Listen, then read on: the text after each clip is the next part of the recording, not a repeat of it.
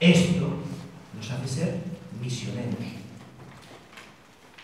Una vez que somos testigos, oyes, que nos brota la fe con normalidad en nuestra vida. Bueno, la Iglesia lleva convocándonos hacia la nueva evangelización ya desde hace bastante tiempo, ¿no?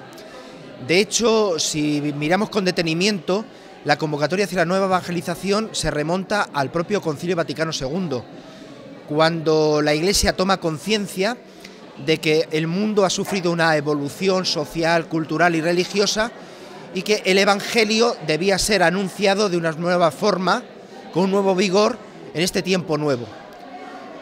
Esta llamada a la nueva evangelización primero la activó Pablo VI, planteando de que toda la Iglesia existía para evangelizar y que la evangelización era la identidad y la razón de ser de la Iglesia. Juan Pablo II ya acuñó la fórmula nueva evangelización y ahora Benedicto XVI está tratando de hacer un plan unitario en el cual toda la Iglesia universal, cada uno según sus condiciones, pues proyecte la misión evangelizadora de la Iglesia. Claro, cuando uno piensa en la nueva evangelización, a veces pensamos que eso supone una estrategia hacia afuera, hacia el exterior, pero realmente nadie puede dar lo que no vive. La nueva evangelización, en primer lugar, presupone la evangelización de la propia comunidad cristiana. De hecho, la nueva evangelización es un dinamismo espiritual, eclesial y misionero, en el cual los creyentes realmente nos enraicemos en el Evangelio, transformemos la Iglesia en cuerpo de Cristo y desde cuerpo de Cristo vinculado a Cristo, desde esa incorporación a Cristo, seamos servidores de su Evangelio en medio del mundo. Estamos en un tiempo en el cual, por tanto, hemos de enraizarnos en Jesús a través de un proceso de conversión. Es imposible vivir la nueva evangelización como si fuera algo al margen de nosotros.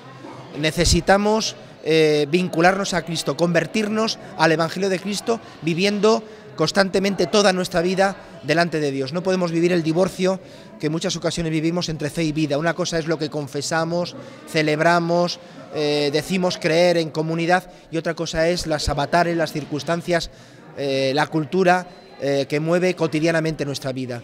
Hemos de vivir en todo momento y en toda ocasión cara a Dios, y viviendo cara a Dios haremos comunidades más creíbles.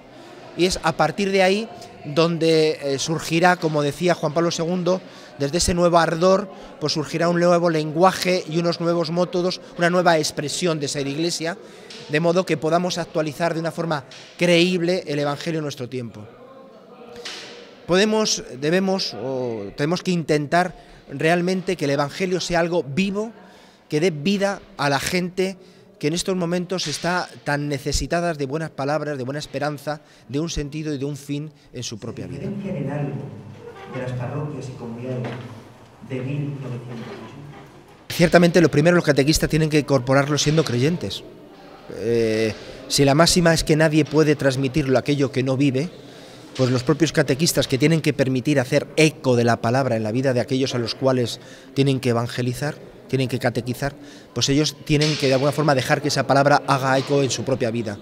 La experiencia de fe tiene que ser experiencia viva, encarnada en la propia vida, no puede ser algo teórico, ¿no? Y por tanto, el primer requisito es que los catequistas se enfrenten a su propia fe, se interroguen sobre su propia fe, si lo que están transmitiendo es algo teórico o realmente es algo que está configurando su propia vida, ¿no? Evidentemente nadie puede vivir plenamente el Evangelio, ¿no? Por eso también es fundamental que los catequistas se sientan partícipes de la vida de la Iglesia. Es en el seno de la Iglesia donde el Evangelio se completa. Lo que yo puedo vivir parcialmente o de una forma torpe o de una forma a veces pobre, cuando lo vivo en comunidad se enriquece por la vivencia, el testimonio de otros creyentes, ¿no? Por tanto, el segundo elemento es que los cristianos, los catequistas, aparte de ser cristianos, sean cristianos en comunidad. Y en tercer lugar, que sean conscientes de la trascendencia que tiene su labor catequizadora.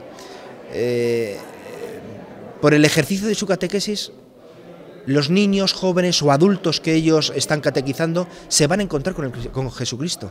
Y para un creyente sabemos que después de la vida, o al mismo nivel de la vida, el encuentro con Cristo es algo fundamental, sustantivo. Por tanto, ser conscientes de la importancia de la catequesis. La catequesis no es un hobby. No es un tiempo que yo dedico para realizarme o como un servicio secundario en mi vida.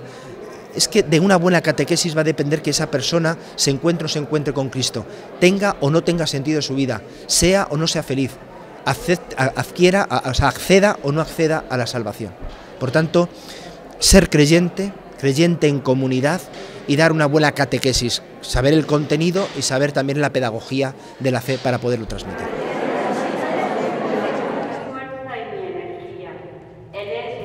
Y una de las intenciones fundamentales de este año de la fe es que recobremos la alegría en el creer, que haya alegría interna en el creer y la disponibilidad servicial para transmitir el Evangelio.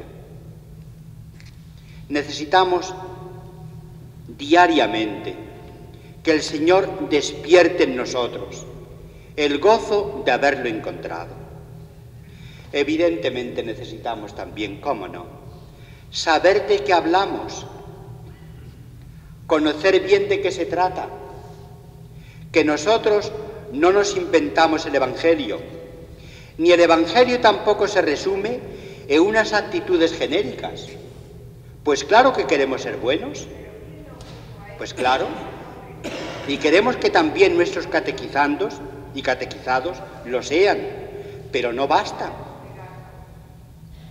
Por eso, precisamente en este año de la fe, somos invitados a que el acontecimiento fundamental, el mayor de la Iglesia contemporánea, que ha tenido lugar desde hace mucho tiempo, el Concilio Vaticano II, vayamos a su encuentro. No está ni muchísimo menos agotado en sus potencialidades. No siempre la recepción fue serena. Necesitamos, en una actitud tranquila, recobrar la confianza en lo que el Señor entonces dijo a través de los padres conciliares, sin duda también guiados por el Espíritu, para la Iglesia en nuestro tiempo y para más que nuestro tiempo.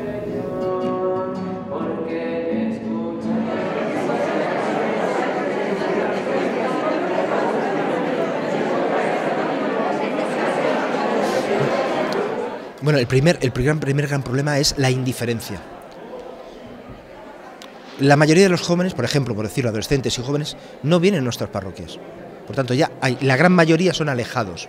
Pero incluso los que vienen, en muchas ocasiones no saben a lo que vienen. Entonces, el romper ese cascarón, esa indiferencia, ¿no? Esa es la primera gran dificultad. Por eso es tan importante la convicción, el testimonio del propio catequista, ¿no? Que no lo viva como una cosa secundaria en su vida, sino como que en ello vaya su vida, de modo que los propios jóvenes, adolescentes, niños, adultos, perciban que realmente lo que los jóvenes, los catequistas quieren aportarles es algo que da sentido, conforma su propia vida. En segundo lugar, es importante que los catequistas, la gran dificultad también que encuentran los catequistas es encontrar ámbitos donde los jóvenes se puedan incorporar. Muchas veces nuestras catequesis con jóvenes son como postizos en la vida comunitaria, ¿no? Entonces, los catequistas o bien tienen que crear un pequeño grupo comunitario que donde los jóvenes se puedan sentir reconocidos, se puedan mirar y deseen participar, o bien tienen que ser fermentos de una parroquia, de una comunidad cristiana que se haga receptiva de unos jóvenes que quieren crecer en la fe. Entonces, eso es la segunda dificultad, ¿no? Y luego, la tercera gran dificultad, claro, que está entre uno y otra, es una buena catequesis que permita hacer experiencia de fe, o dicho de otra forma, la dificultad de hacer una catequesis suficientemente viva para que los jóvenes no se encuentren con conceptos, no se encuentren con ritos, no se encuentren con una moral, sino que se encuentren con Cristo.